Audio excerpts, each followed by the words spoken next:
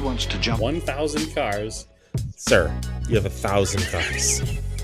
I don't think I'd attempt to try this stunt. Or we owe this horsepower to Uncle Sam. It's too many cars. Roses would be Like I put my beer belly on it. If you can't immediately tell somebody how many cars you have, you'll really give those uppity yuppies something to think about.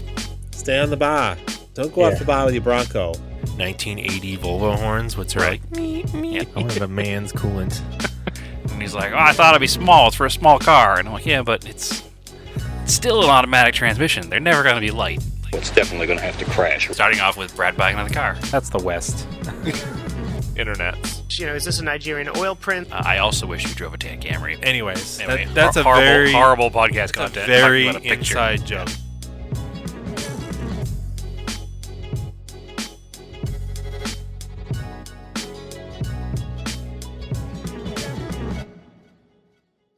Here we go.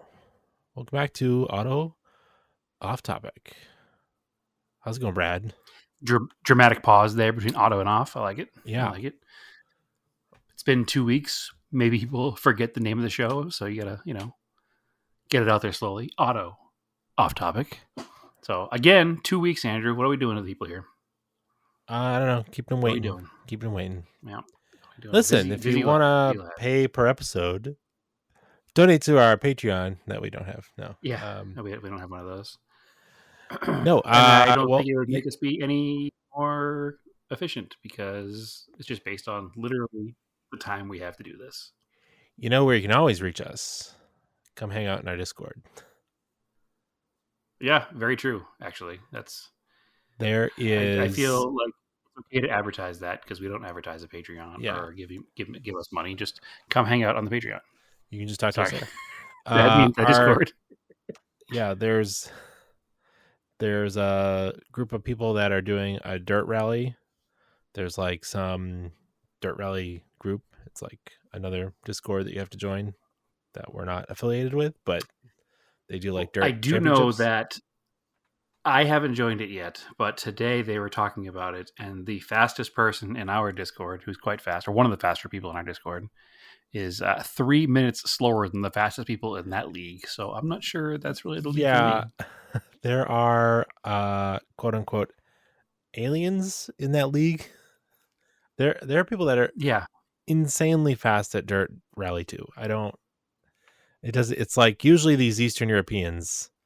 There's a bunch of Estonians on the Discord in that one, and they're just like really, really fast for some reason. I don't know why. It's just like any video game, right? It doesn't matter how good you are. Somebody's twice as good as you. Yeah. And it's like, is there nothing else to do where you are? So you just do that. I don't know. Like long, dark winters. Yeah. Who knows? Right. Like it's, like the reason why these little tiny diecasts exist is because there's places in the world where it's too expensive to own cars, but it's cheaper to buy these little model cars. So that's how you collect cars. Well, I mean, instead. So then maybe it's cheaper like, for us to buy diecast too, but it is just not nearly as. Yeah. No, but my point is that maybe there's not a lot of other motorsports in Estonia, so you just do e-motorsports, I guess. Yeah, I don't know.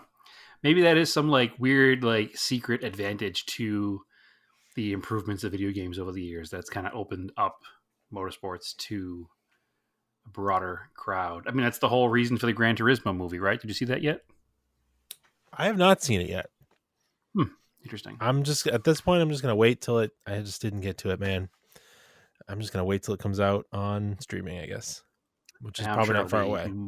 Momentarily. Yeah, I'll probably go upstairs. It'll be on streaming. Yeah.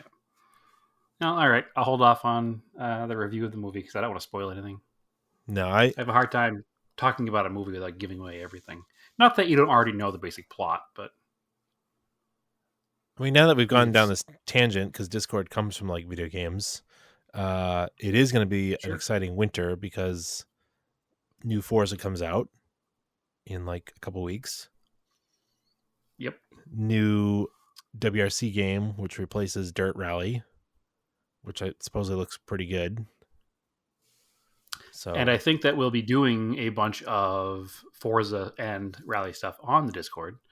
I know that the most recent update to Forza has like friend competitions where you don't have to drive at the same time, and it'll do like ghost cars with your friends Oh, on different tracks. Yeah. So well, I I'm wonder if sure the they're new Forza will yeah, also have that. So hopefully. we'll have to do some stuff like that with the members of the Discord and kind of do some friendly competitions of track times and whatnot in Forza. I think that might be fun. So I was actually I hadn't played in a while. I turned my Xbox on and it did 4 or 5 hours worth of updates. And once that was all done, I put the game in and did another 45 minutes worth of updates. And then finally I got to play. And one of the things I noticed was it had you had set a time at some track in some car, and it was like, oh, beat your friend, Raced in Anger, or whatever your name is on Xbox. I forget. I think it's Raced in Anger, right? I don't remember. Yeah, it might be. Anyway, it was like, beat your friend, Raced in Anger. And I was like, all right, I will.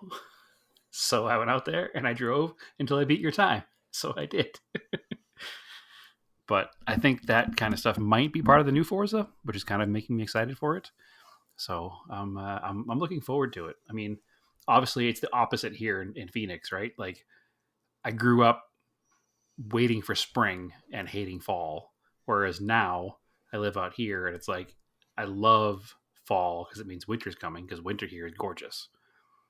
I mean, summer's okay too, it's just really hot. So, but now the really nice season's coming, and I'll want to play video games less, but that's okay because I still will anyway. But yeah, I'm excited. Both games come out in the next month, I think. So Yeah, very, very close. so busy times coming up. And even if we don't do those one on your own time trial stuff, I'm sure there'll be some Forza nights with everybody. So Yeah, I was thinking of like Forza track nights where you can just I like it. maybe we'll just do like bring whatever car you want and we can just all run laps. It doesn't even matter. We don't like you don't have to race. We'll just do like an open track Sure. day in Forza, Sure. and then you just like talk to people. I don't know. I feel like that might get violent. So, and Just, speaking of track you know. days, I did another track night in America with the G20 tonight. As opposed to our future event that we just decided, track night in your living room. Yeah, I did a real life track night in real life. What track did you go to tonight, Andrew? Thompson again, which I managed to avoid all season because they do the most events there. So early on in the season, I skipped the early Thompson ones and I went to Lime Rock instead because I knew that I would always have a chance to do Thompson because they literally do the most at Thompson. So your options there are Thompson, Palmer, and Lime Rock, right? And Do they do HMS. anything at NHMS? Yep. They also do track nights there too. Wow, that's crazy. Mm-hmm. So I I'm did. bummed they didn't do that 2 Yeah. years ago. So I've done every track now in New England except for Club Motorsport in New Hampshire. Every non-private track. Yeah, technically Palmer's private. So Yeah, but Club Motorsport doesn't do like track night in America, do they? no, but Mass Tuning does events there. Oh, okay. So I guess you'll have to give it a go. I will have to give it a go because it's not that far up in New Hampshire. It's got a big elevation change, so we'll see how that is. So it's a Galant track. Yeah, I was thinking about that. I was like, I really should get the Talon and the Gallant set back up. They need alignments, and because I feel like I do need a little horsepower sometimes. Well, especially tracks with elevation change. Like you complained about Palmer having that big uphill and the G20 kind of struggling a little being a sub 150 horsepower car. Yeah. And with the turbo would be different. I did because for when I signed up for Thompson tonight, only advanced was open. I was like, well, I can do advanced because I've done enough. And it's fine because it's just open passing everywhere, just point buys. But like this, like I had to do like a lot of traffic management, just the speed difference of cars. And I was not going slow, but I'm not as fast as a C8 Corvette with aero. No, or at the end of the day, your Cayman car GT4, is a mid-90s Nissan. Like it's not gonna. Yeah. It's mid-90s Nissan. It's not a GTR. It's not going to keep up with a new supercar or a sports car, No. for that matter. So understood. And I could carry it through the corners with them, but then there's little short straights at Thompson, and it's just like I just don't have enough acceleration to even in those short straights, and that just adds up, and people just pull away eventually. Yeah, of course. Even like a newer Mini Cooper S, the guy was like pulling away from me. Well, anything with power. I mean, your car is about 150 horse, and new Mini Cooper S is probably 220, 230 or so, right? Yeah, with probably better gearing. That's a big change already right there. So. And they have some kind of boost, so they don't have any kind of issue with any kind of elevation either, so or less issue. Yeah, there's barely any elevation at Thompson. Thompson flows well. I like it. The straight's like super long. It was funny because coming over the hill tonight, it's like a hill into the front straight, which is 2,000 feet long, and it goes into a hard hairpin right-hand turn. One of the C8s, I could see it. It was like I'm like a quarter of the way down the straight, and I can see him pop up over the hill, and I literally just stuck my hand out the window. It's like, I know you're coming. And moved over, and then he literally passed me by the time we're at the midpoint, which is so crazy. They're so fast. That's a 400 horsepower car. So fast. Yeah. They easily doing 140 by the end of the straight, probably, because I can just hit 110. So what's crazy to me is that they allow the speed difference like that. Not that they allow the speed difference, but the fact that you can just go to a dealership and buy that. Yeah. It's cool. It's really cool. It's cool, but also it's kind of scary. Yeah. Anybody can just buy that. All you need to have is a credit score. Yeah. Honestly, that's all you need. There's no rule. It's just like, here you go. Here's a car that's capable of speeds faster than the fastest race car built in 1995, and you can just have this and drive it home. It's fine. No stress. What? Doesn't make any sense. Yeah. That's all right. It is what it is. My car's also super cheap. I don't have to make payments on it. So yeah, it's a $100,000 car. And also, God forbid, you do wad the thing up in a track day. You're out, $5,000. He's out $100,000. Yeah. So it becomes. My tires are $450 for a set. Sure, and your brakes are $69.99. Well, no, the Hawk pads are decent, but with a coupon they're like $120. But sure, and then not the $500 his pads probably cost. Here's the thing: I've done probably now on those Hawks, I've done 5 or 6 track days, and they're not like they've barely worn away because the car's so light. Yep. Like I've only gone through a set of tires in a year, which is fine. That's acceptable for doing like 4 or 5 track days. All right, 200 wear tires, sure, that's a consumable. But when they're only $400, no big deal. It's less of an issue. But also, the guy with the $100,000 car probably can also afford to buy thousands of dollars worth of tires every couple of track days. So. Yeah. So it's relative. You assume, and maybe not, because all you need is a credit score to buy the car. So maybe they are fully extended, making the payment for the car. Who knows? But it doesn't matter. It's fun. It's like, the only thing that like annoys me with the really fast cars is that I was not holding anyone up. I'm just mid corner. I'm not going to give you a point by. Like, no, as you shouldn't. I can give you a point by anywhere I want, and I'm not comfortable doing it mid corner. So you're going to wait till it's a little bit of straight. I'll let you go. But like a couple of these guys were like right on my bumper. They couldn't even see my point by. I'm like, dude, like this is not a NASCAR race. You don't need to bump draft me here.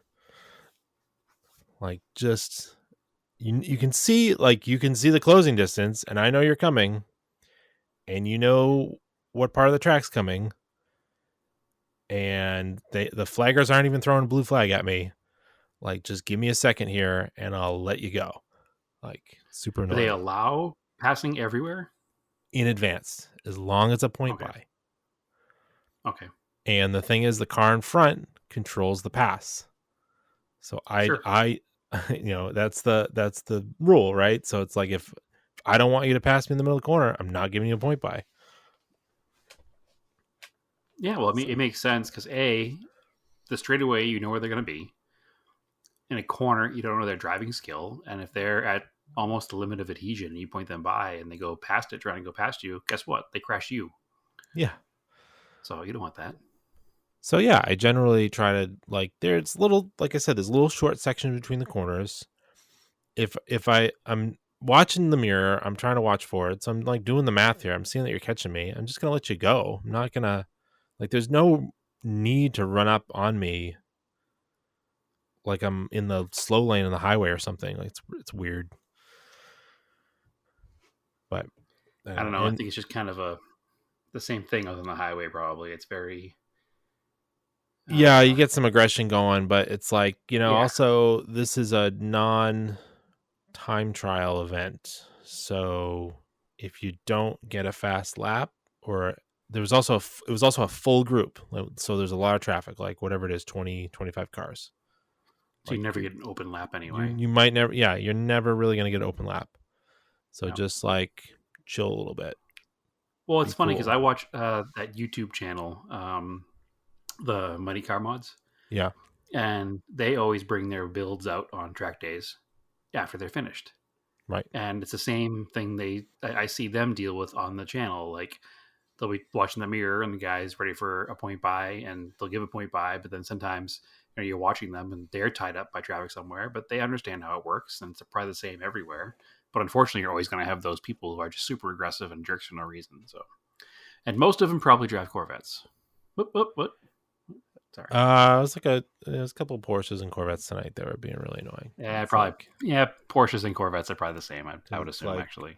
they were chasing each other. It's like, well, I get it, but like, relax a little bit. Like, there are plenty of places to do a total time trial. So like, go do it that way. Yep. And so I'm like torn. Timed event. I'm torn because there are things now, like Garmin makes a thing that will actually, it's sensitive enough, it knows exactly your line on the track. Yep. And you tell it the track that you're on, and it will calculate like sector times for you. And a lot of people use it. So this is the one I've seen them use on Mighty Car Mods. Yeah. Sure. So it's like, it's pretty slick looking. I'm like, because like I heard someone using it, like we're sitting in the queue waiting, and I could hear it like, preparing to start first lap, like that Garmin voice. Yep. And I was like, oh, okay. But it's like, I don't know, I get it, but also I'm like, do I want to start timing my laps if I'm not doing time trials? I don't know. I mean, the way I look at it is, once you're comfortable enough driving your car at, close to the limits of your car, maybe that's the next step to keep it enjoyable. I mean, I probably will. I'd be fine doing it, but I'm like, that's my point, where it's like, if you don't get a clean lap, that's just the way it shakes out. You got to wait till the next one. You don't need to be a jerk to the person in front of you. Yeah. Or become part of a club that does smaller events. Yeah. These track nights in America are specifically designed to get people on track. They're not designed for you to go out there and cut your fastest lap. The whole reason they do these is so that more people get to enjoy a track day. So, but like, it was like when I was at the ring, and there was one of the laps that, like, the only lap I couldn't do the carousel because I had a freight train of 911s behind me. I like pulled off to the right, and then afterwards the instructor was like, next time, just keep the line. They can wait. They'll get another lap. I was like, okay, that's a good attitude. Sure. Yeah. And that should be the attitude everywhere. And as far as these open track lapping events that are not competitions at all. So I don't know. I know that I'm making the moves to do my first one this year. So I'm taking all of your advice to heart here. Obviously I'll be in a beginner class, but and it's not like I'm not upset that people want to drive fast. That's not the, like, I want to drive fast too, but I'm like, you don't need to be overly aggressive because there's nothing to win here and everything to lose. Yep. So I think I talked about it last time after I finished the Corolla. Like, I'm definitely definitely intending on taking it out there and doing some open track days this year. But I'll be in the same boat as you, where I don't have a car that's very fast in a straight line. So I'll be letting people buy all the time, but it's fine. I Try know to that bring going into it. the chill vibe, like track day bum kind of vibe. That's probably what I would do anyway, because I am probably the scummiest car out there, so it's fine. Yeah, I'm just like, But I the mean, I dude picked out up that here. set of Like, I just Celica want to. wheels for it. So But yeah, anyway, exactly. it's still fun. Just- It was just like the fun. dude.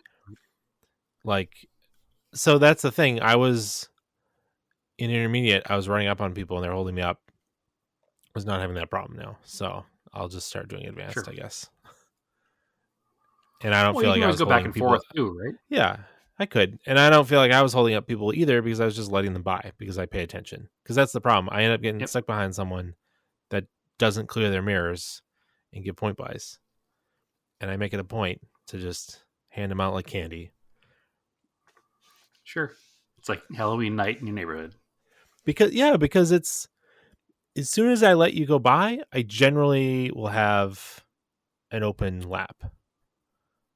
Like most And not only that, most of the events, they're not full groups. So yeah, once I let the fast car go by, then I've got another, if we're running around the same amount of time, it kind of keeps like us even, and then I might not even see them again for like another 5 or 6 laps. well, not only that, but I'm sure that when you're sitting there with cars in your mirrors, it's a little intense. Like, you can't enjoy driving the car in a straight forward if you got a car you're watching in your mirror the whole time. Exactly. So I just let them go. Later. Makes the most sense to me. Yeah. But anyway, it's fun. Everybody should do it. Yep, I'm gonna do it this year. Hold me to it, Andrew. And Hold me to it. if your car can make it through a few sessions, it's probably a pretty good car. I think it can. I think I've fixed all the things that are broken. The only thing I have to worry about is brakes. So I'll figure that out next. But thankfully, the car only weighs like 2,300 pounds, so it's pretty light. So brakes shouldn't be too much an issue. But it has rear drums, which might be a little bit different. But It depends on how the bias is. Like the G20 could almost not have any brakes in the back. right. It's like they don't actually engage until I'm on the track. I'm sure with a disc front and drum rear, it's probably very heavy front biased. So yeah, because they'll sit and they'll rust, and you can drive it around town, and it'll still have all the rust pits. Like it doesn't even they don't even get cleaned off. It's the strangest thing. And then it doesn't happen until a track day. They'll get cleaned up like down to fresh metal. interesting. Mm-hmm. Yeah, the bias is kind of weird. I don't know. I plan on doing fluid and pads and new shoes and wheel cylinders in the back just to freshen it up, so what's there is new at least. They don't make anything super aggressive for the stock brake calipers, I've noticed. So a lot of the Corolla guys, they make a kit to switch to Nissan 240 brakes and stuff like that. But I'm not none of that. I'm just gonna make it reliable. Super calipers. Nothing that bolts right on. There's no Weird. Well, Hawk there is a doesn't make bolt-on kit now. I don't think they pad do. for I couldn't that? find it. I'd have to look Weird. again. But the problem is there's so many different Corolla options. It's hard to know exactly which ones are correct.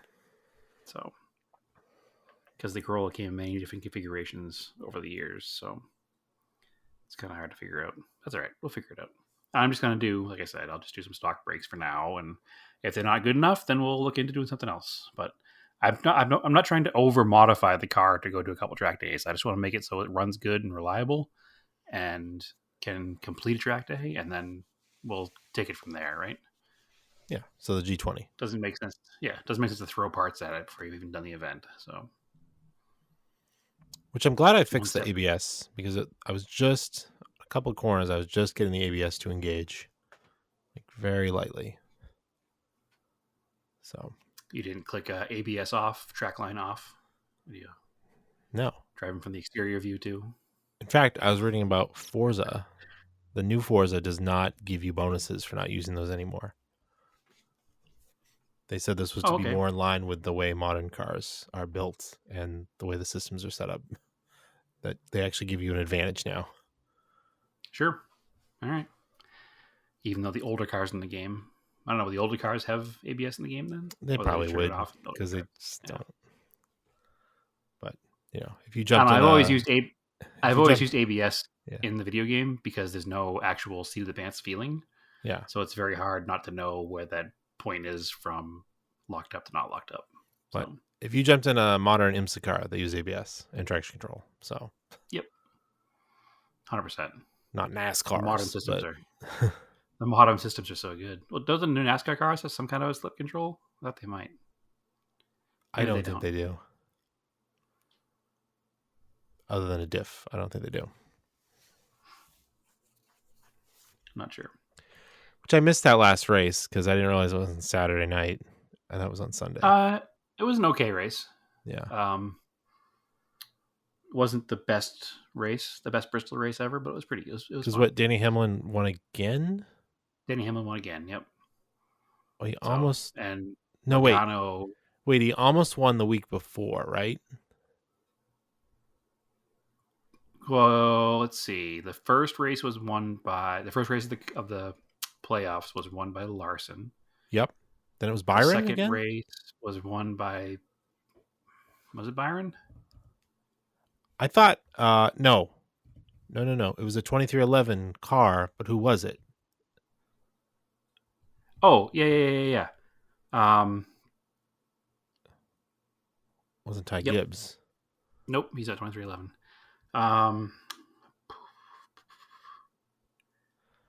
It's a new guy. That's why we don't know him. Who the heck was it? Yeah, like Hanlon was up front, but then he had a terrible restart. Tyler Reddick. Yeah, and he fell back. So Larson, Reddick, and then Hamlin. Yeah. All right. So yeah, so that's one of the cool things is that the two full-time 2311 cars made it to the next round. So because Bubba made it through the first round, he was on the bubble pretty much going into the last race, and he came in just over the cut line. So both 2311 cars are still in the playoffs. So that's good. Yes, it's good. All right. Although all the anti-Bubba people on the internet have been saying, well, he's only there because Logano crashed out and because Chase Elliott didn't even make the playoffs. It's like, yeah, that's how it works. Yeah. He's only there because other people didn't. That's racing. If they were, if they were there, they'd only be there because other people didn't make it. Like, yeah, I only finished first because the other guy finished second. Yeah, that's how it works. That's how it works, folks. This is not new. This is not new. Somebody has to win, so somebody has to lose. It's that's not life. Always wins that win championships. It's consistency. So, yep. Yeah, it's consistency. Like people forget that. Like they think you need to go out and win. I mean, you should try to go out and win as many races as you can. But if you can't, if you just collect points all season, you'll still do it pretty well. So that is also a strategy. This next weekend is Texas, which is always a good one too. All right, cool. So anyway, now that we've meandered through that, I think you talk your track day. We talk about their track day. It's fine. Yeah. So I did the track day. I don't know if we want to save project car updates all for one thing, and then you can talk about your stuff. Sure. All right. Why don't you talk about your stuff then? My project car stuff? No. Pull that off. If you want to do project car stuff first, we'll touch on it real quick. Actually, no, we'll just go into project cars. It's fine. All right. Let's do mine then. Project cars. Because I'm already talking. Go ahead. Sure. Yes, folks, we're figuring out on the fly. We had kind of an outline. We just have gone off script. No, we're in the part of car ownership in my family where vehicles are transitioning from brand new cars to cars that need maintenance.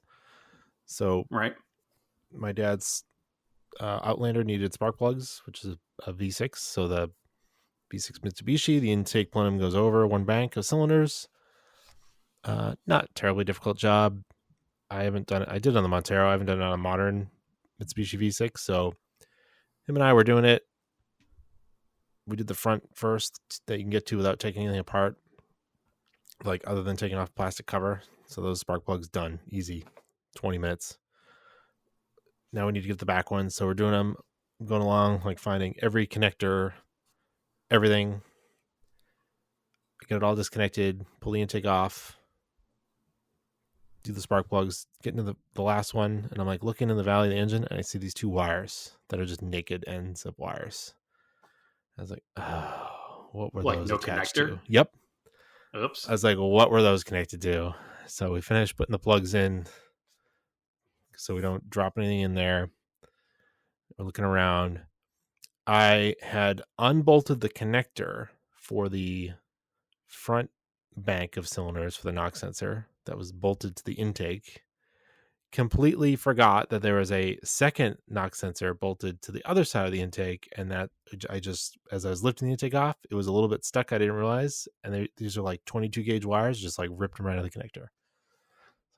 Sweet. So we were like, all right, to figure out what to do with it. So I think we're gonna splice in the wires instead of taking the lower intake off to replace the knock sensors. So you haven't finished it yet? Mm-mm. So you had to buy a new knock sensor, or are you able to I bought splice in new connectors? I bought 2 new knock sensors, but then my dad was Okay. able to find the pins for the connector. So I think we'll just do that. We'll just repin the wires and stick them back in the connector. And if it totally sucks, then we'll take it apart and put new knock sensors in. But So you have a plan. You just haven't finished it yet. So it's this weekend, I guess. we're just waiting for parts. Yeah. Yeah. It was just like, just like Which is the typical moment move. now. Like that's the 2023 story of life, waiting for parts, right? Yeah, it was. I thought we had everything. Obviously, I just literally just missed. Like I unplugged the harness from that connector, and then just it blanked on me that it was bolted to the intake. And just stupid. It happens. We all make mistakes. Even Andrew. But it's And same as the Infinity, the Q45, where all the the knock sensors are down in the valley of the V6. You gotta take off the lower intake if you want to get to them. I've actually never owned anything modern with a V6, so I've never dealt with that intake plenum thing. I'm trying to think. Yeah. No, I've never had a modern V6 car. All my modern stuff's been 4-cylinder. So, and I think the only V6 I ever had a couple of old GMs, Mm-hmm. like my Cutlass, and I had a Blazer for a while, but never. Yeah, those maybe didn't even have knock sensors. I don't know. I wouldn't even know that. Probably not. They had carburetors. So the Cutlass had a carburetor. The Blazer had the TBI. It might have had some kind of sensor, but maybe. it never broke. So Yeah, it's fine. I got to do the spark plugs on Stephanie's car, but Subarus are like not as bad as people think they are. I don't think. I don't know. I also never owned one of those.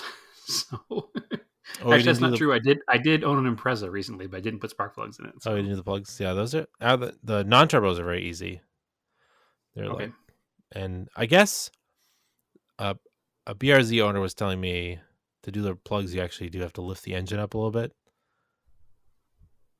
But on a normal Impreza, you don't have to do that. You just need a short spark plug socket that gets in there.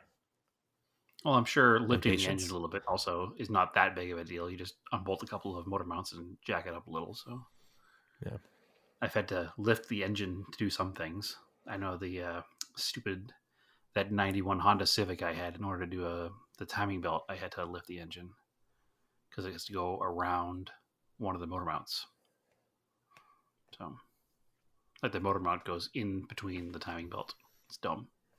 Yep. Fun stuff. So anyway, what do you got going on for Project Car stuff? So, as we talked about, I did pretty much finish the Corolla. I still have to put on the rear panhard bar, which is just the only reason I wasn't able to do it is I need to weld the bracket onto the car and onto the diff. And I don't have the equipment here to do that with. And also, I'm not really confident enough in my welding to weld on something that's going to be structural. So I'm going to farm that out eventually. So that still needs to be done. Haven't driven it much because I was away, but didn't take the car on the trip as planned. But we'll get into that in a minute. I did the motorcycle fuel pump. I think last time we talked, I had received a fuel pump, but the fuel pump had issues, as in it was incorrect for the vehicle. And I was fighting with the seller who was telling me that I was wrong and that he's been doing fuel pumps for 40 years and I don't know what I'm talking about. But that case is still going on with eBay. Nothing goes fast with them, unfortunately. He offered me eventually a $5 refund, which is almost insulting. I don't think that on my $60 worth of stuff, I should get a $5 refund for it not working for my car. So I refused that, obviously. And he eventually went ahead and said, no, still. So I had to take a case with actual eBay and try to get my money back. So actually, just before he sat down to record, I got an email from eBay with a return label. So I assume that means eBay is going to refund my money and then charge him back. But either way, I think it's finally resolved, but we'll see what happens next. So in the meantime, I ordered what I thought to be a factory Royal Enfield fuel pump from India. The box I received didn't have any Royal Enfield markings on it. Took it out of the box. It looked close enough. I was like, all right, that must be it. And this time I didn't just buy the fuel pump, I bought the whole housing so I could just bolt it all in one piece instead of trying to make it all fit together. Just in case there was something weird going on, I wanted it to be one and done, nice and easy. So I got to put it together. Everything looks the same. All the connections look the same. It did not come with a new O-ring to seal it to the gas tank. Oh, that's weird. So I went to put the old O-ring in the new pump housing, and it was like, I don't know, 4 or 5 millimeters too big. So now I was like, of course. Don't you have like cases of O-rings from the Mercure? I have cases of O-rings, but they're all small, and this is like a, I don't know, 4-inch hole. Oh, okay. It's a big O-ring. Yeah, it's not just a small guy. So I didn't have anything nearly big enough for it. So I was like super frustrated, going back and forth with it. And I was like, well, I still have obviously my original one. Maybe I can take the guts out of this new one and put these guts in my old housing. It's Enfield Guts. Yeah, exactly.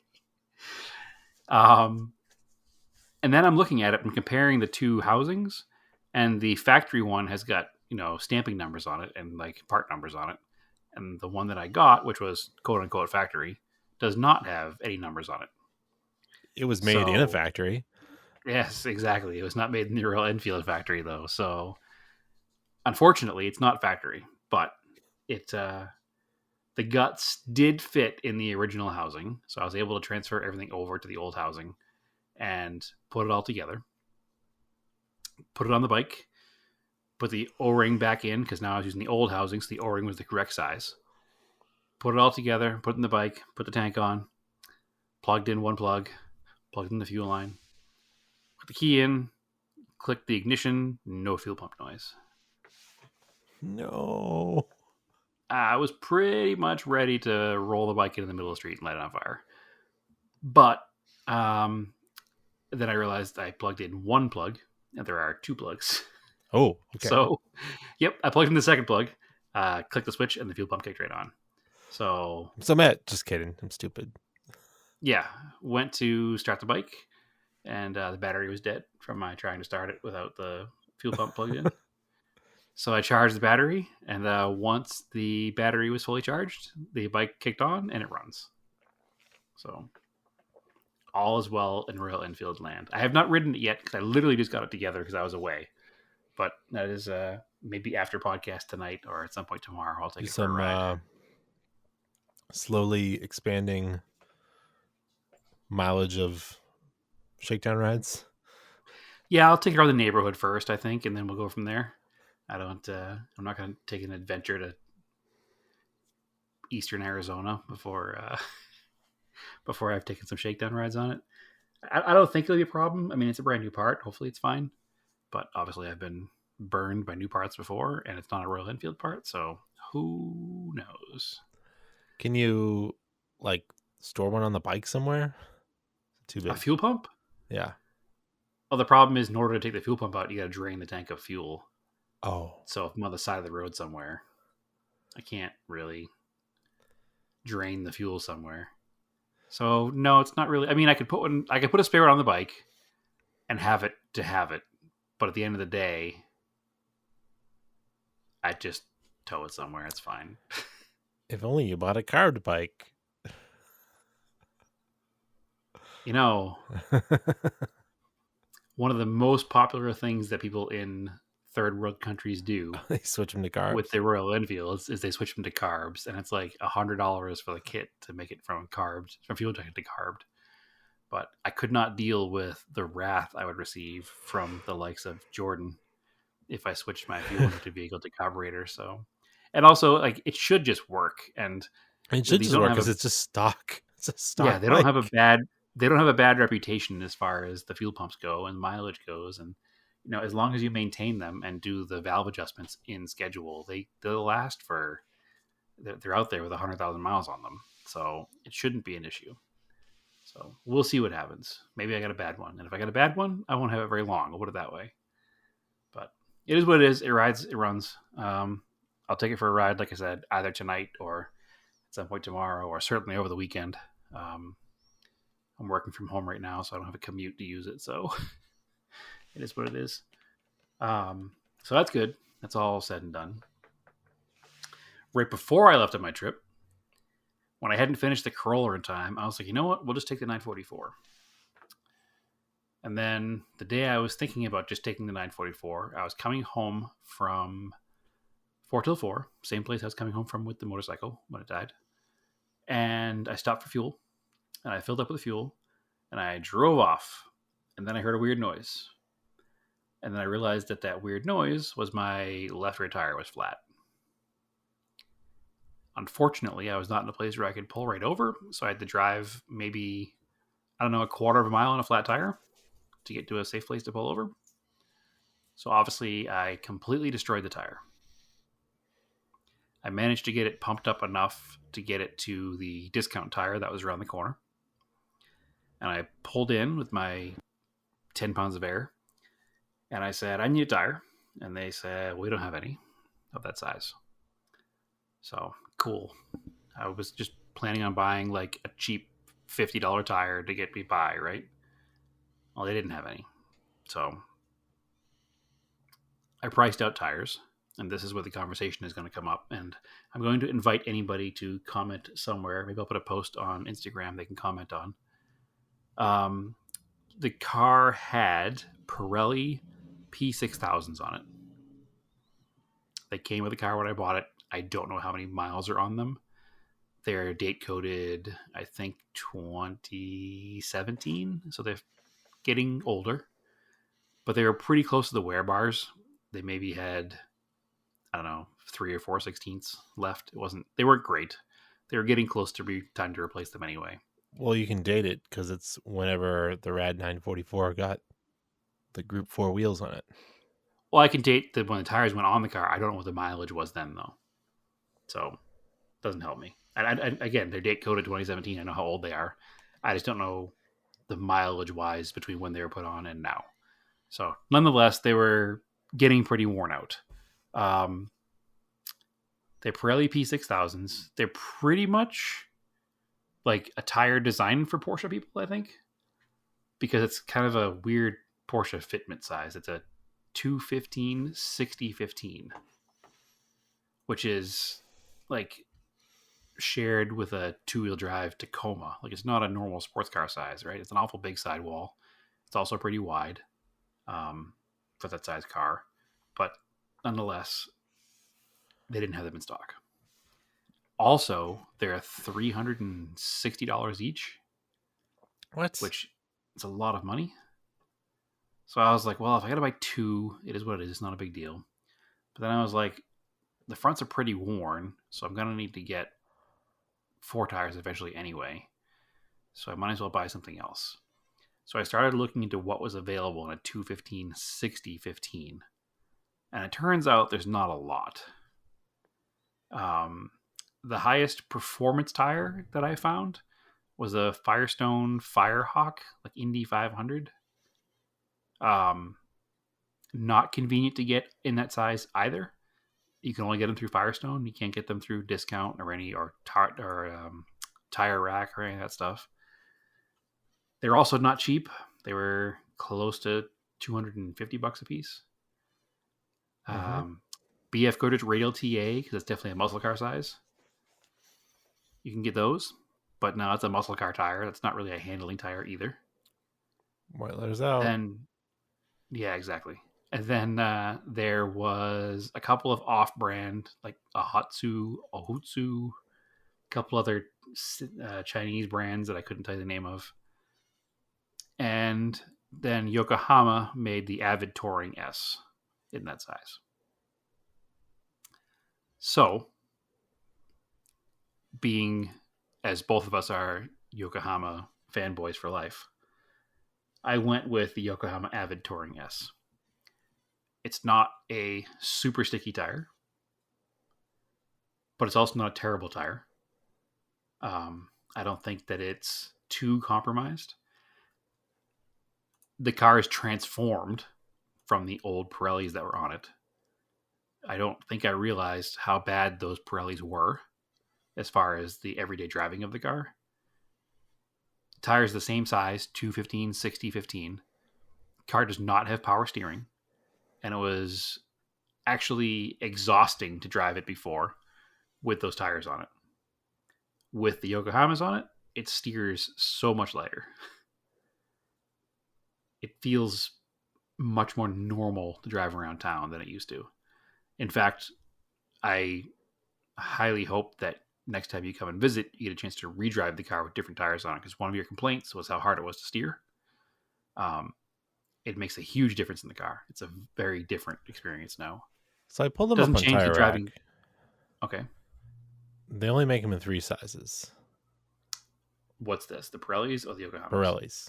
Okay. One of them is your 215/60/15, 215/60. which there's a note. This is N3 parens Porsche. Okay, so it's for a Porsche. Yeah, I have a hard time believing these are 180 treadwear tire. They just don't look it.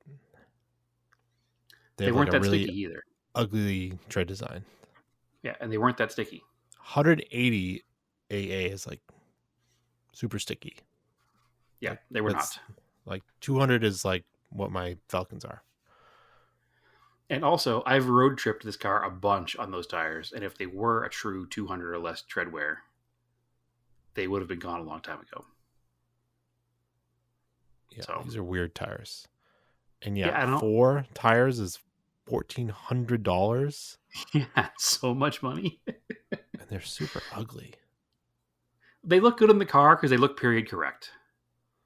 I guess. Yeah, that's the one good thing. Look at this tread. This tread looks like the Touring S tread. Yeah, honestly, I was afraid that when I put the Touring S tires in the car, it was going to be like super weak looking. But if you don't read the name on the sidewall, the car looks exactly the same. So, now, here's my thought process. And this is where I've had a little pushback from you and some other friends on the Discord and in general. But also some people do agree with me. The car is a 1984. I am of the thought that a good touring tire from 2023 is probably better than a street sports car tire from 1984. As far as compound and, aggressiveness and handling. I believe it's every bit as good as whatever came on the car in 84 and probably better. Now, I haven't driven the car up in like super twisty roads yet. I haven't taken it to the mountains, but I have driven it on a couple of on ramps, and I took a couple of our famous Phoenix 90-degree corners, aggressively quick, and the car didn't do any weird squealing. It didn't understeer or oversteer. It drove very predictably, and the car is significantly more light on its feet than it was. So I don't think it ruined the car. I think that driving a car that's this old, putting super sticky modern tires on it, I think might almost ruin the car around town. And I'm not going to argue that on a track, obviously a super sticky tire is going to make a huge difference. It's going to be better on a racetrack. But for a car that gets driven on city streets with an occasional blast up in the mountains, I don't think I'm compromising by putting on the Touring S over trying to buy something more aggressive and sticky.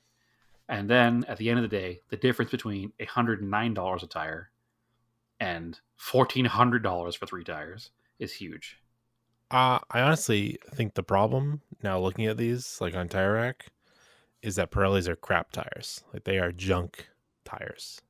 Yeah, they were junk. The car's had a nasty vibration in the front since I've owned it. And I had the thing balanced twice. I guarantee it, the car putting like 200 treadwear Falcons on the car would not make it any worse than the Pirellis. It would make it much better. And The improvement in driving is that you have good tires on it now. Pirellis are junk. I've never liked Pirellis. I remember they came on Mitsubishis for a little while, like Outlanders or something, and people would just go through them, and we'd end up replacing them with Yokohamas. Sure. They're just a junk tire. I've only ever had one set of Pirellis. It's that Italian tire joke. I don't know. Is there one? Yeah, I don't know if it's appropriate anymore, so I'll tell you it afterwards. Yeah. Okay. Anyway, I've only had now 2 experiences with Pirellis. They were on something I had at Pirellis, and they were, I think my GTI at one point had Pirellis on it, and they weren't great then either. So no, it was Continentals. I don't remember. Anyway, regardless, the car drives so much nicer now, and I genuinely am of the thought process, and I've been this way for a long time, and I had this same thought when I had my RX-7, because when I had my first gen RX-7, it had, not super sticky tires on it. The car was very fun and lively, and the back end slid around a little bit, and it's not a very fast car, so it's nice to have that little playfulness to it. And then having driven one with super sticky modern 200 or less treadwear tires on it, I think a lot of that fun playfulness is gone in the car. And like I said, I'm not going to argue that it's not a better drive for like a racetrack experience, but the only thing that I care about is the seat of the pants feeling and enjoyment out of the car. And I think as far as around town on an older car like that, half of the fun of the older car is the car moving around underneath you. And I think by putting ultra modern rubber on an old car, you lose a lot of that. So that's my thought process. Again, it's opinion, right? So it's not going to be right or wrong. But I was surprised that everybody was against my opinion on that. And I don't know if it's because they don't understand what I'm trying to say. Maybe I wasn't clear enough over text conversation. You're not changing the sidewall size. You're just changing the compound. It just still have a float because it's still at the same sidewall. But there's the float isn't the issue. Moving around is like the tires slipping and not being. They'll still slip. Yeah, but the your limits are so much higher. You have to be driving the car so much harder, and I don't want to be doing that in the street. Yeah, is weird. It's the same. It's the same reason that people that buy new FRSs, when they take off the tires that come with them and they put on sticky tires, they say, "Oh, the little bit of playfulness of the car is gone," because now it has so much more grip. Guess I want more grip, and I want more grip if I'm always driving the car on track days and autocross and 10/10ths.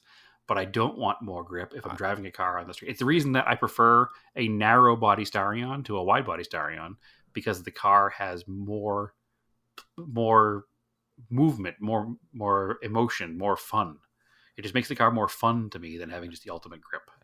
I don't think you're getting that from the tires, though. It's weird. I don't know how to explain you're wrong, but you're wrong.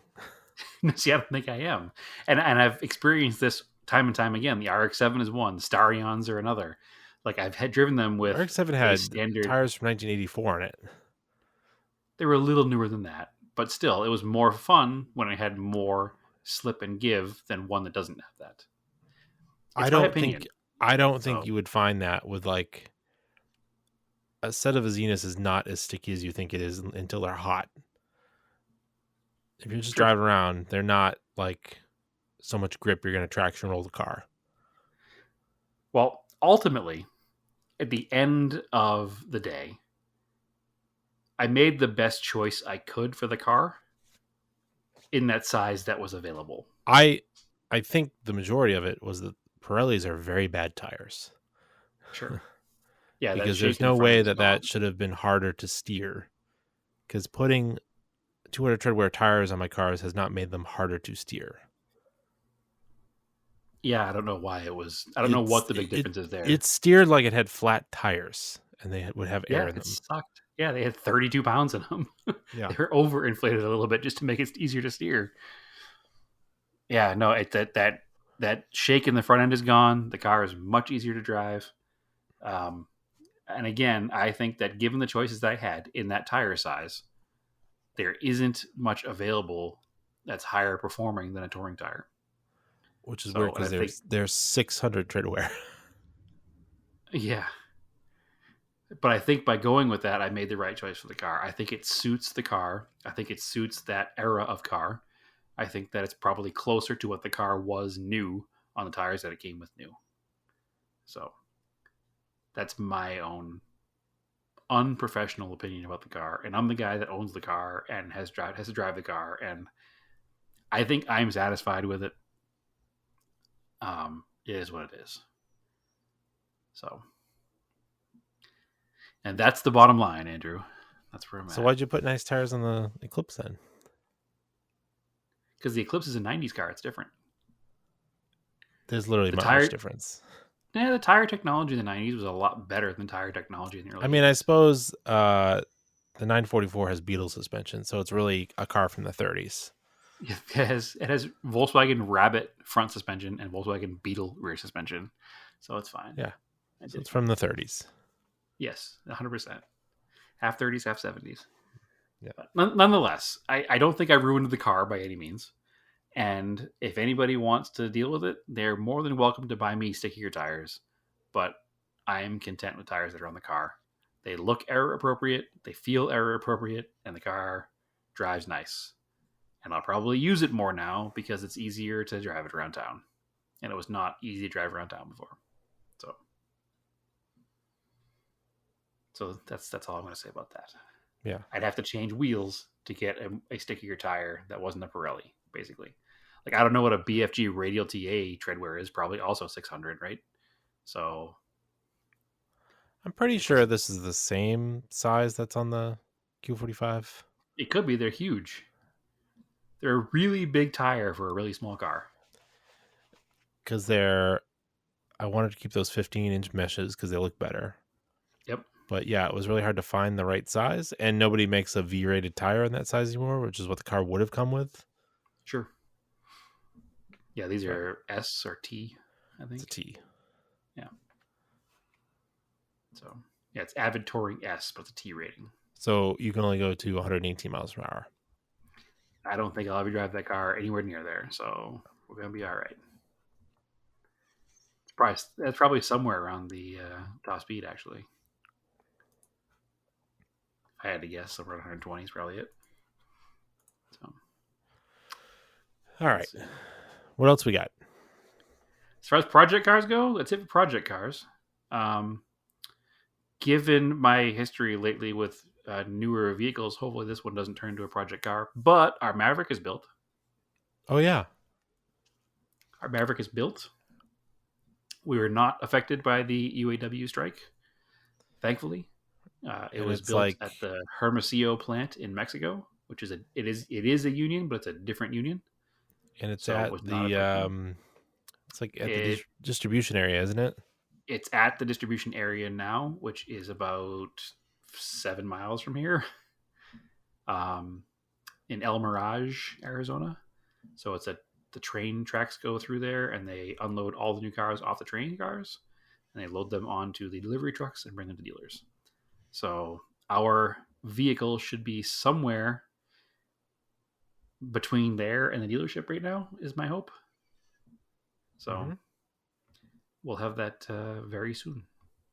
So, and obviously I'm excited for it, but Naomi is over the moon excited for it because obviously it's her vehicle. Ordered it a year ago. Ordered it as of today, 370 days ago, which is not crazy. Yeah, it took a long time. We were pretty much ready to give up, but we didn't, and it's coming. So pretty exciting. We're been looking at the accessory catalogs and all the stuff she wants to do, and she's never owned a brand new car before, so should be enjoyable. So, and I'm looking forward to having that brand new car for her as well, because one less thing to worry about. Whereas I do worry about every little noise that the Hyundai makes, which it makes more and more every day, it seems. And the air conditioning is not the coldest anymore. So I think it'd be nice to get her in a brand new car and not a 250,000 mile Hyundai. So, which she's literally owned for 12 years.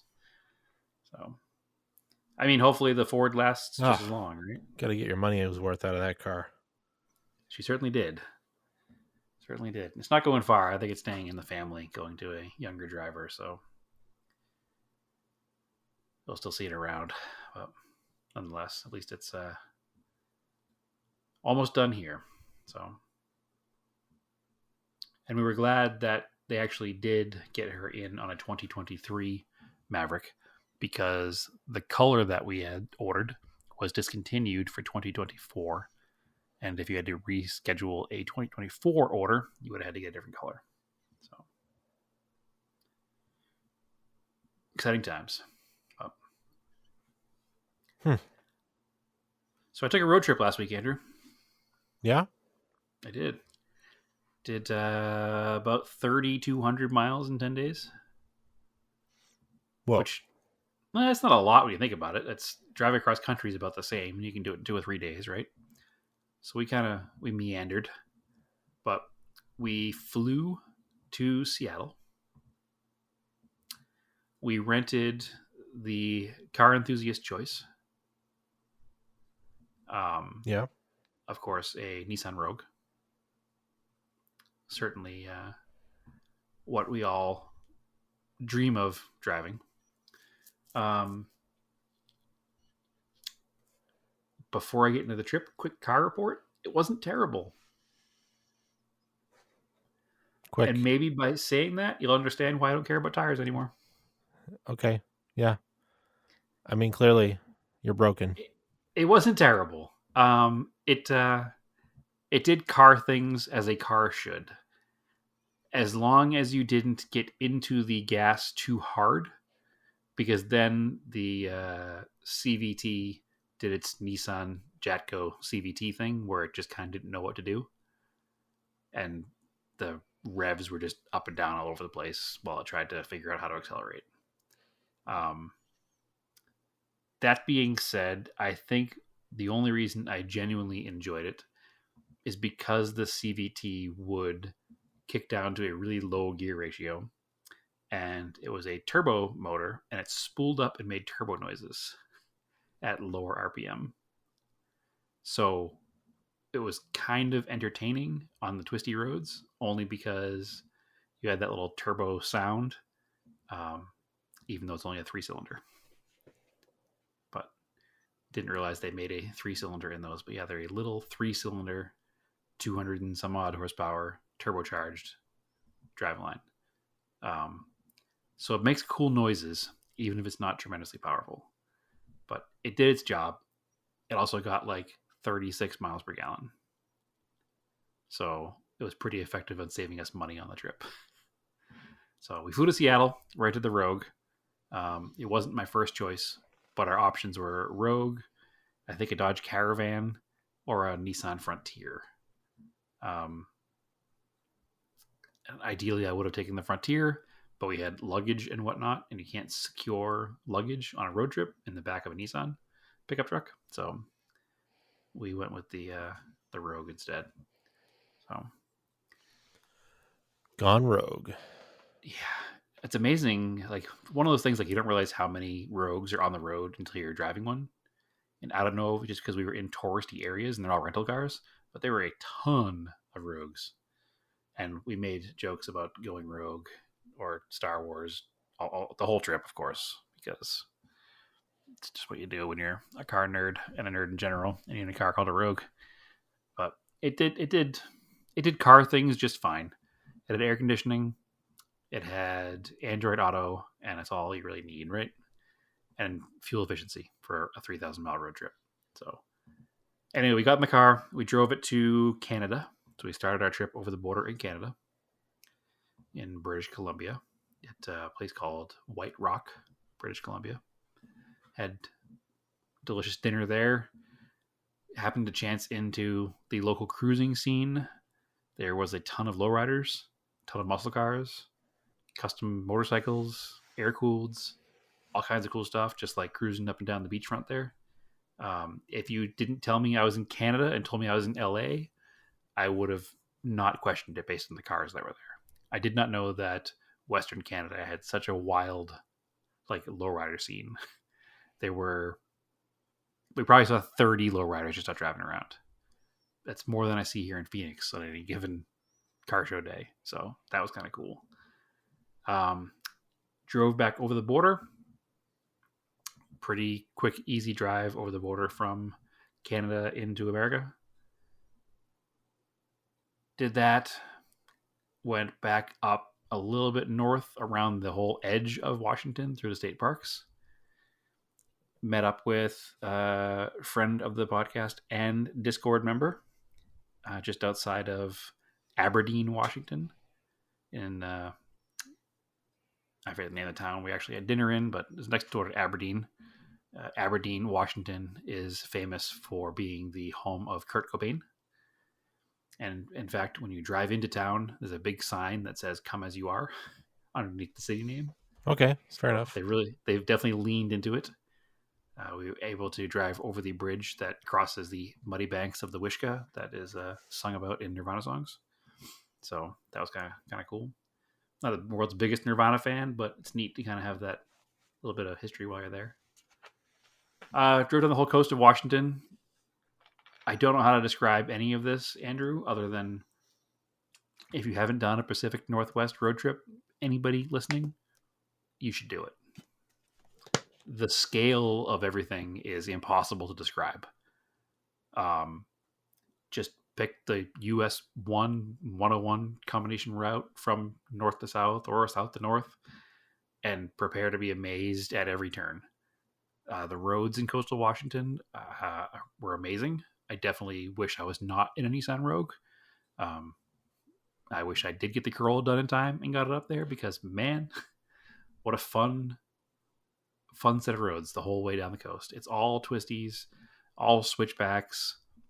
I mean, we did 3,000 miles, and I would say probably 2,100 miles of it was like mountain pass quality roads. It was absolutely amazing. And because we were in the Rogue, it wasn't super rapid, but because it was a brand new car, at least it was fairly confident. And it did its best. It did its best. It did better than the Prius that I drove through the Dragon. We'll put it that way. So, just seeing a Bigfoot. I did not see Bigfoot. We did see Bigfoot stores. They're real big into the Bigfoot stores. I did get you a Bigfoot sticker. I have to get to you at some point. All right. Yeah, it was Bigfoot stores everywhere. Actually, we also went to the town called Forks, which is where you saw the first Bigfoot store, but also apparently is the town that the movie Twilight is based in, which, as somebody who's never read the books or seen the movie, I had no idea. So when we drove into town, the first sign you see, it says werewolf treaty zone, no werewolves past this point. And I was like, that's good to know. Didn't really even put two and two together that had anything to do with Twilight. I just thought it was some weird town joke. But it was comfortable to know that there were no werewolves past that line. So apparently the whole town, the movie wasn't filmed there. They just say in the movie it's where they are. So because there's nothing else in the town, they've just gone in real hard on it. And every store has a section of things dedicated to Twilight. So Well, we came from a hometown that went real hard into witch trials. So that's true. That's true. Lots of other stuff happened there too, but witch trials it is. Anyway, yeah, so just the coastal scenes up and down the entire West Coast are amazing. All through Washington, there's all kinds of like outcroppings of rocks out in the ocean off every outlook, and around every corner the view is just more spectacular than the turn before. And the turns are spectacular. The roads are paved beautifully. You drive through so much state park and national park that there's no buildings, there's no businesses, there's no stores, just you in the woods on one side and the ocean on the other, and it's hard to describe. Oregon, very similar to Washington, more epic roads. We stopped at Cannon Beach where they filmed the Goonies. That's the big, they call it Haystack Rock. So that's neat to drive by. And then we stayed in the coast the rest of the way through Oregon. Northern California. Actually met up with the second member of the Discord and friend of the show, Alex Stadel. He got to show us around his it's almost a mid-century modern museum. The house has not been updated physically at all, and it looks amazing, and I love that stuff, so that was super cool to see. And then of course, I got to hang out with his rally cars and his Dodge Colt rally car, which is super cool to see another Dodge Colt, especially one that was a historic rally car. It's a 1977 that's been rallied since pretty much it was a new car. So it's got quite the story and tons of cool parts. A bunch of the original, I can't think of the name of the company now. The Direct Connection, that was the Dodge performance brand. A bunch of the original Direct Connection rally parts, the Safari suspension parts, and it's cool to see that stuff still existing in the world. Definitely jealous it's not mine, but very cool car. So a huge thanks to Alex for opening his house up to us. We actually stayed there for a night, hung out with him, and gave us some pointers of some places to check out on the way down. Stopped at a place called Goat Rock Beach, continuing our unintentional Goonie tour. It's actually where the final scene from the Goonies is filmed, where One-Eyed Willie's standing on the beach and the boat's like going off in the distance, which as a Goonies fan, I should remember now. I don't remember the name of the boat, but you know the boat I'm talking about. I've only seen the movie once. Okay, excellent. Anyway, I wasn't really that into the movie, so. Anyway, they're standing on the beach and the boat is going off in the distance. And that scene was filmed at Goat Rock Beach. So I don't know. We saw I've never seen the redwoods or driven down what they call the Avenue of the Giants, where all the redwoods just line the sides of the roads. And to be like, oh, I saw trees, doesn't do it justice. I mean, these things there's a reason that people go there, right? Like, it's absolutely amazing how big these trees are. And some of the trees in the old growth part of the redwood forest are well into the 2000s years old, like 2,700-year-old trees, 2,500-year-old trees. Like, it's amazing to think that a tree can be standing for over 2,000 years. So I can't even, it's so long. So long. We did the drive-through tree in one of them. The tree is cut out at the bottom and you can drive your car through it. Which also seems kind of insane that they did that. Well, they did it in the 20s or 30s. Yeah. So nobody cared. And the tree is not actually in the national park. It's just another random redwood that's outside of the national park on private land. So whoever owned the property was like, I'm going to charge tourists $15 to drive through my tree. or whatever it cost in 19 whatever when they first cut it open. A dime. Yeah, probably. But there's like pictures of like Model A's going through it. What's funny to me is I don't know, because obviously it's not gotten any smaller over time, the opening. And our Nissan Rogue barely fit through. Like it was kind of sketchy putting it through there. And a Nissan Rogue seems to me to be quite a bit smaller than anything you would have bought in like 1958. So I guess, I don't know. I can't imagine an old car from the 50s or early 60s having been driven through this tree. I've seen pictures of it recently where people are trying to drive like Nissan Armadas through it. It's like they don't fit. So that video of the Nissan Armada is a different one. Oh, that video you talked, the one with like the kind of ice green Armada trying to go through it. So that tree, there's 3 different trees you can drive through. 2 of them were cut by people for the purpose of driving your car through it. And one of them is a natural split through the tree. And that video is of the one of the natural split through the tree. Weird. And that guy does not have a good time. So we didn't actually see that one. We saw the one that was obviously they call it the chandelier tree. I didn't go back in and walk through it afterwards and like look at all the rings and stuff in the bottom of it. And that actually is also a 2,400-year-old tree. And it's absolutely absurd that it's that old and you can just drive your car through it. But it was an experience. If you're there, like that feels it's insanely $15, American. You have to do it, right? You can't not do it. Yeah. Of course it's American. What are we going to do? We're going to cut a hole in the tree to put a car in it. All right. We're going to charge people to drive through it. All right. But I mean, it was a nice little stop, and they had a little store there, and they had nice clean bathrooms. So it was a good like stop in the middle of nowhere, just kind of rest for a few minutes. But it was, yeah. I can't even explain. No words that I can say, or any pictures that I took or posted anywhere, will do any justice to any of these sites. So I forgot to say we went up to Mount Rainier National Park, and that is the whole time you're driving on the Mount Rainier National Park Road, it's like you're driving in The Sound of Music. Like that whole landscape is just super lush green and ridiculous. Like it's I could sit here and describe different things and tell you how great everything is, but at the end of the day, like just find a way to get there. You don't have to do the whole coastal drive if you don't want to, but fly into Washington, take a few days in Washington, then in the future fly into Oregon, take a few days in Oregon. Oh, we also saw Crater Lake, which is obviously a volcanic mountain that has over thousands of years after the eruption filled with water. And it's one of the cleanest lakes in the United States. It's thousands of feet deep, and you can see, if you're at the surface, which we never got to go down to, unfortunately, but I guess you can see down in the lake like hundreds of feet when the sun is up high because it's so crystal clear and so clean inside.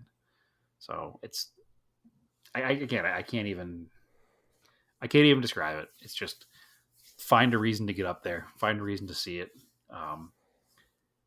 You think stuff's big in New England. You've been up Mount Washington, you've been around that in all the mountains in Vermont. Everything seems so big.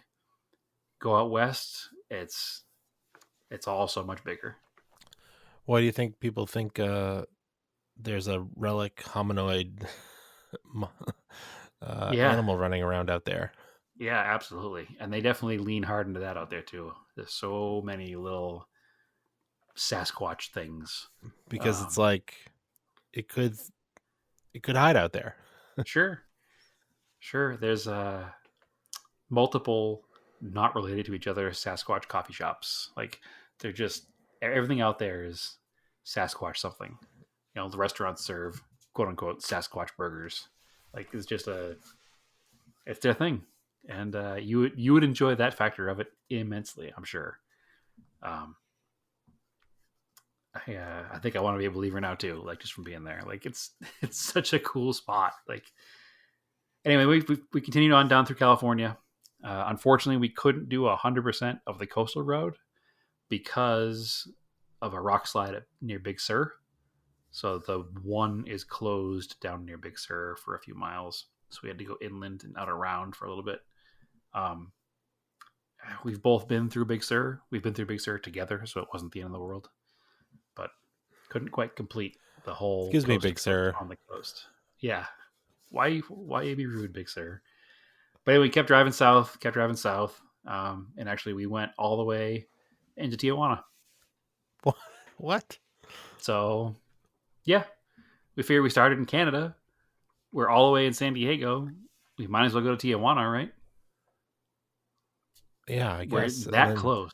You might as well go. So we didn't drive into Tijuana because the line to get back was like 3.5 hours long. So you can actually park on the American side, and then you can walk across the border. And then there's a bunch of little touristy shops and whatnot on that side. Tijuana, right there. man. You get some tuck and roll. Yeah, to return the rental car with a new interior. I did not do that. No, because again, we didn't bring the car there. We just walked over the border.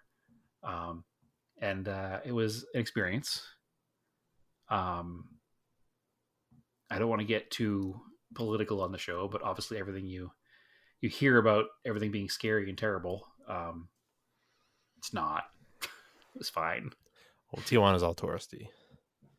This part of Tijuana was not very touristy. It was definitely, I wouldn't exactly call it perfect, but it was of the same, I don't know, it was very South Phoenix, I guess. It's not a place you'd probably want to just go and hang out right there. I'm sure so what happens is you walk in to Tijuana, where we walked in, the Peace Bridge or whatever, the Peace Arch.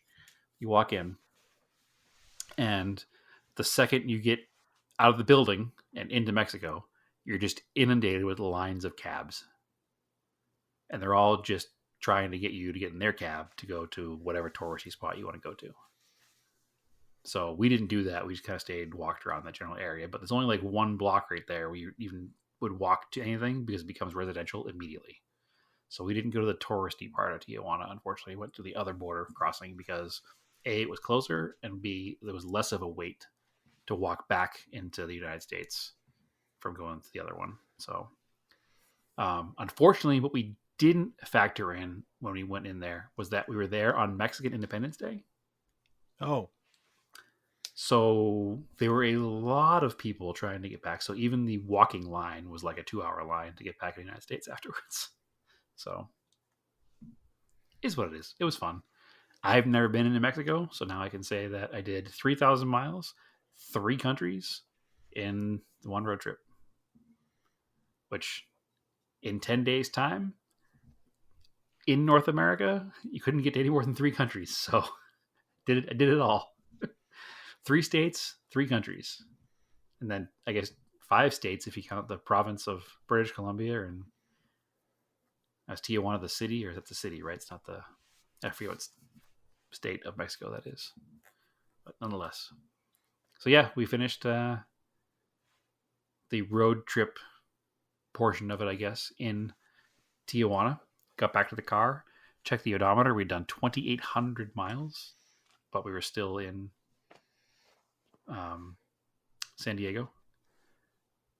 Decided that since we were in San Diego and we had some time to kill before we had to drive back across to Arizona, that we would go to a place that I've heard rumors about, but I had to see for my own eyes and taste buds in San Diego. We went to Big Jim's Roast Beef. Yeah. Which Big Jim's Roast Beef is a North Shore, Massachusetts roast beef shop in San Diego. Is it related to the Big Jim's that was in Salem? It is not. So I went in and I started talking to the guy and I was like, hey, where are you from? And he's like, oh, I'm from the East Coast. I was like, no. Like, where are you from? And he's like, well, Massachusetts. And I'm like, dude, I know you're from Massachusetts. You're obviously from Massachusetts. What city are you from? Because you have North Shore roast beef. And he's like, oh. He's like, I'm from Newburyport. And I was like, all right. Cool. So this will be legit then. He's like, oh, 100%. I was like, okay. I said, so unfortunately, there's not really much good roast beef in Newburyport. You had to take it and bring it all the way to California instead. But he made us roast beef sandwiches. So the second I told him that I was from Salem, and he said, oh, so you guys want 2 hot 3-ways? And I was like, yep, 100%. So obviously he knows the vernacular because he's from there, and he knew exactly what we wanted. So we had two super beef 3-ways. I got mine without a bun, unfortunately, because of my gluten issue, but you can still eat them with a fork and knife. It's fine. And Naomi got hers on a grilled onion roll, as a super beef should be. They were a little bit more expensive than a super would be probably here, or not here, but in Massachusetts. What's a super cost now? Ooh, they're pretty expensive now.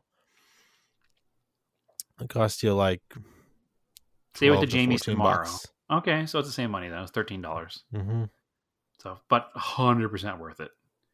So legit. It's 100% legit. It's like Cool. I had to top off my internal James River barbecue sauce reserves anyway, because I haven't had it in some time. So it was good to have it on the West Coast. So I will never not go there now every time I'm in San Diego. Like, we have 2 stops. We have one stop we used to make in San Diego at a place called Oscar's. It's like a seaside taco shop. That's ridiculously good. So now we'll have to do like dinner at one, lunch at the other every time we're in San Diego. I'm surprised we go to they're San Diego now and again because that's like a 4.5-5 hour drive. Yeah, I'm surprised there isn't a roast beef place like that in Phoenix yet, because you get enough transplants. So many transplants, but the problem is it's such a localized thing. Like, it's literally like north of Boston, south of New Hampshire, east of 495. Like, it's just that one little pocket of New England. It's not. It's even like east of 95, 128. Yeah, 95 is what I meant, actually. Sorry. Yeah, it's really localized. In fact, even Big Jim's roast beef shop in San Diego, it says New England style on the sign. It doesn't say North Shore style, because that would confuse California people thinking it's from the North Shore of California. Exactly. So I was like, "Oh, where are you from?" He's like, "Oh, Northeast." I'm like, "No. Like, where are you from?" He's like, "Well, I'm from Massachusetts." I'm like, "I'm aware." Where in Massachusetts, dude? He's like, "Oh, Newburyport." And I was like, "All right, I'm from Salem." He's like, "All right, so you want two hot 3-ways?" And I was like, "Yep, that's exactly what we want." It's funny though, because the name, it just reminds me of what there used to be a Big Jim's in Salem. Oh, Big Jim's, Big Fred's. Was it Big Fred's or Big Jim's? Well, the one now I'm confusing it. Now it's Canal Sammy's Street? now. Was it Big Fred's? That was Big Fred's. Oh, yeah, totally confusing it. But there was a Big Jim's, I think. There was definitely a Big Jim's. Yeah. Big Jim's was in, I don't remember. There's definitely Big Jim's. Obviously, so we grew up not really. So Big Fred's was definitely a place we'd go to, but we always went over the border into Beverly and got Nick's. Because Nick's was the best for years, at least in the 90s, early 2000s. Now the hot setup in the North Shore is Peabody. It's Jamie's roast beef. So, yeah, because you've got actual chefs came in and started doing this. Yeah. So. Yeah. And I recommend it to anybody who's in the West Coast in Southern California, that if you ever want to experience these roast beef sandwiches that we rave about, and forget about any roast beef sandwich you've ever had at Arby's or anywhere else, to go to Big Jim's and order a super beef 3-way and just prepare to be blown away. It's pretty amazing. Well, it's funny because even where I work, a lot of the people are transplants, and like we'll be at lunch, and I was like, no, there's like a North Shore roast beef sandwich. They're like, what? Like, some people know what it is, some people don't. I'm like, no, go. Like, when you go up to visit Salem, like, go get a roast beef sandwich. Yep. It's like, it sounds insane for me to like. Yep. It's just a pile of meat with barbecue sauce and mayo and cheese. Yep. And you're like, what? No, but I'm like, you've had a cheesesteak? It's like a cheesesteak, but better. Sure. Yeah. It's like Philly's known for cheesesteaks, North Shore's known for roast beef. Yeah. And we take it seriously. And you can't, I guess you could replicate it yourself, but it's not easy, because you need to have the slicer that makes real thin slices. It's got to be fresh. It's got to be hot. You got to have the right amount of, you got to have 1/3 the amount of barbecue sauce that you have beef, or whatever they're.